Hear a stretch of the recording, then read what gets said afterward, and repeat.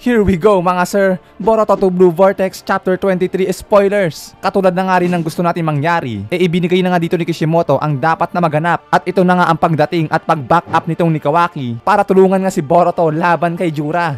Bang! Tinuhog nga ni Kawaki itong mata ni Jura mga pare. At syempre expected na din natin guys na mukhang without limiter na nga itong Kawaki na nakita natin ngayon. So mukhang pumayag na nga si Amado sa kanilang kasunduan na tanggalin nga nito ang kanyang limiter at para magawa na nga rin na ng labanan ang halimaw na si Jura. So ilan lamang yan sa mga napakainit na pangyayaring naganap dito sa Boruto 2 Blue Vortex Chapter 23 spoilers. And come on mga sir, tara at umpisa na natin. So dito nga pinapakita sa isang panel na itong sila Mitsuki at Konohamaru ay nagkita na nga muli. At dito nga parang may mga sinabi na si Mitsuki na papunta na nga daw si Araya na kung saan naging puno si Shinki habang daladala nga daw ni Araya ang Turn Soul. So means to say guys, mukhang nagtagumpay nga sila na makuha ang Turn Soul ni Shinki at nagawa nga nilang linisin o i-wipe out ang mga Claw Grimes. So kung matatandaan nyo din guys no, doon sa nakarang chapter, iniwan nga kasi ni Jura yung Turn Soul ni Ryu at inuna nga nito na puntahan si Matsuri na dinurog nga o pinira-piraso ni Boruto. Kaya ang nangyari nung umalis nga si Jura, ang ginawang plano naman nitong nila Mitsuki at Araya ay nagtulong nga silang dalawa upang kanain ng mga Claw Grimes at upang tuluyang makuha o mabawi ang Turn Soul ni Ryu na siyang galing kay Shinki. So kaya ito na nga yung sunod na nangyari na sinasabi nga ni Mitsuki na on the way na nga daw si Araya na mukhang ibabalik na nga nito ang Turn Soul at maibalik na nga rin ng tuluyan si Shinki. Sheesh! Napakagandang balita mga pare. So ang possible nga na unang maibalik dito ay si Shinki. Time ka na sa pagiging puno pare ko eh. Alis ka na dyan, hindi na pwede mag-extend.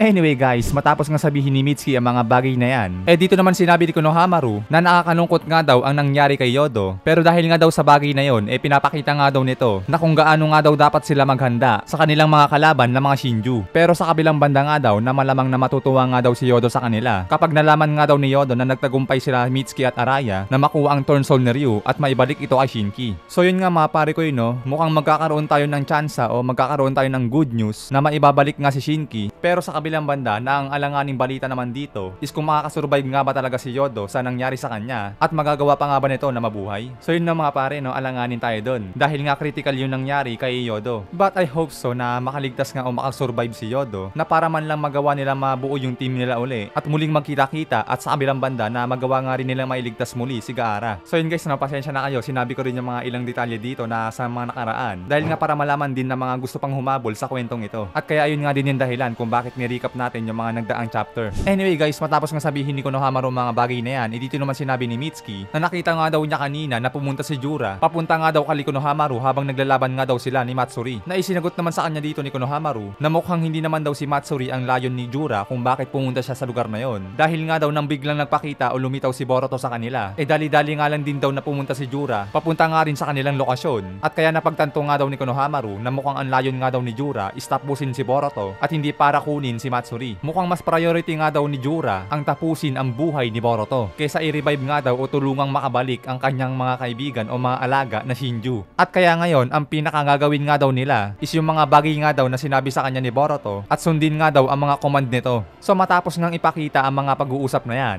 lumipat naman ang panel dito kali Jura at Boruto at dito nga makikita din natin si Boruto na mukhang injured ito dahil nga mukhang tinamaan ito o mukhang nadaplisan ito sa kanyang vital kaya matindi nga ang epekto sa kanyang katawan at nahihirapan nga siyang gumalaw na maayos. At kaya nga din sa bagay din yan, dito nga sinamantala uli ni Jura na lumikha nga uli ito ng isang Bijudama bomb at yan nga, boom! Pero mabuti na nga lang at nakakagalaw pa si Boruto at nagawa nga nitong iwasan ng ataking yon na nagawa nga nitong makapunta agad dun sa tuktok ng bato na habang ito ay nakakapit. Na dito naman ay sinasabi ni Jura na sa kanyang palagay ay mukhang may problema nga daw siya sa paggamit ng kanyang tail beast bomb. Na mukhang ito nga daw kasi ay may mga kahinaan kaya sa kabilang banda ay mukhang gagamit na nga lang daw siya ng ibang paraan o mga iba't ibang klase ng mga pag-atake lalo't sa mahirap nga daw punteryahin si Boruto. At kaya sa bagay din yan dito nga sa next panel pinapakita na ito nga si Jura ay lumipad ng muli para habulin nga si Boruto na si Boruto naman ay agaran nga rin lumipad para lumayo kay Jura. Pero dito nga ay makikita din natin na nag-iba nga ng direksyon si Boruto at humarap dito kay Jura at ito nga ay biglang bumato ng kanyang kunay habang si Jura ay lumilikha na naman ng kanyang Bijudama. At mula nga dyan dito makikita natin sa next panel, ayan na, bigla nga uling nakapag-teleport dito si Boruto gamit ng kunay na kanyang binato at muling nakalapit dito kay Jura at mula nga din dyan kakanain niya nga ito. Pero mabilis nga lang din nakaiwas dito si Jura. Pero lumikha nga uli ng pag-atake si Boruto at mula nga dyan heto na.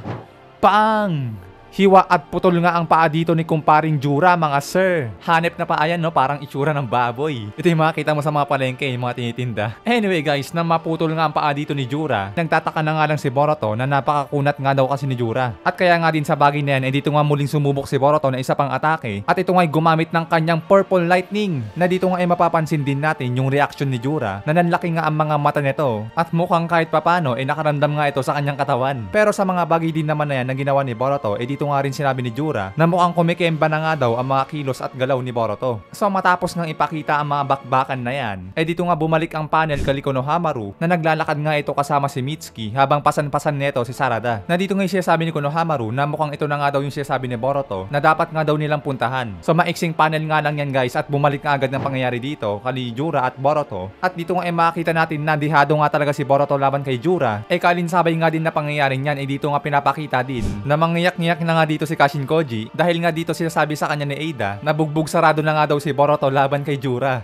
Awit naman sir, yari ka ngayon. Hindi rin kasi pwedeng magpakita si Kashin Koji at pumunta doon na lalong nalaki ang problema pag dalawa silang pinatumba ni Jura. Pero habang matindi nga ang pag-aalala dito ni Kashin Koji sa nangyayari kay Boruto, dito nga muling pumasok ang isang pangyayari na nakakakita na naman si Kashin Koji na mga bagay na mangyayari sa hinaharap. Men, heto na naman. Na dito nga nakita niya muli itong si Jura na tinatakpan nga nito ang kanyang kabilang mata. At kaya nga ang kasunod na panel dito mga sir na pinapakita ay itong si Jura na tinitignan nga na nakadapa na dito si Boruto. At mula nga dyan ay lumipad nga itong si Jura muli na habang nakadapa nga si Boruto at di makagalaw, dyan ngayon lumikha na naman si Jura ng isang panibagong atake na yung pampupuksan niya na nga ng tuluyan dito kay Boruto. Ngunit subalit datapwat, bago nga mangyari ang bagay na yan, dito nga sa next panel pinapakita ay heto na. Bang! Tusok at butas nga ang mata dito ni Jura na siyang dapat na ipanglilikha niya ng kanyang biyudama. Butas men! Aray ko! At syempre ang nilalang nga na tumusok ng mata dito ni Jura, wala ngang iba kundi itong si Kawaki. Men, napakaangas! Bumak up na nga dito si Kawaki. At syempre guys, asahan na natin na itong Kawaki ngayon, malamang without limiter na to. Kasi kung may limit pa si Kawaki dito, malamang hindi niya rin magagawa yan kay Jura. Anyway guys, nang matuhog nga si Jura dito sa mata, dahil nga makunat ito at di agad namamatay, dito nga nakagalaw agad si Jura at lumikha na pag-atake kay Kawaki. Ngunit nagawa nga agad ni Kawaki na makaiwas nga din. At syempre dapa nga dito si Boruto, dito nga sinabi ni Kawaki na hanggat kaya nga daw ni Boruto, pigilan nga daw nito o tiisin nga daw nito yung mga sugat na tinamo niya. Dahil pag lumabas nga daw si Momoshiki, baka nga daw si Boruto pa ang una niyang patumbahin. At kaya nga din sa bagay na yan, dito nga pinapakita rin sa next panel na gumamit na nga si Kawaki ng kanyang full karma at mukhang ito nga ay mag-all out laban dito kay Jura. So ayan nga guys ang mga mainit na pangyayaring pinakita dito sa Boruto 2 Blue Vortex Chapter 23 spoilers. So wait na nga lang natin yung full translation nito at yung mga ibang panel na ipapakita dito. Dahil nga may ilang panel pa na hindi pinapakita o hindi pa maayos ang translation. Kaya sa ating full review doon natin malalaman o makikita ang pinakadetalyeng pangyayari at ang buong pangyayari. Katulad na nga lang nito na mga ibang bagay pa na nakita ni Kashin Koji na makikita nga natin dito itong si Himawari. Men, mukhang magkakaroon ng big role dito si Himawari, no? So hanggang dito na muna tayo guys. Maraming salamat sa inyong panonood. See you sa ating full review ng Boruto 2 Blue Vortex Chapter 23. Hanggang dito, Anime Tagalog Talakayan nagpapaalam.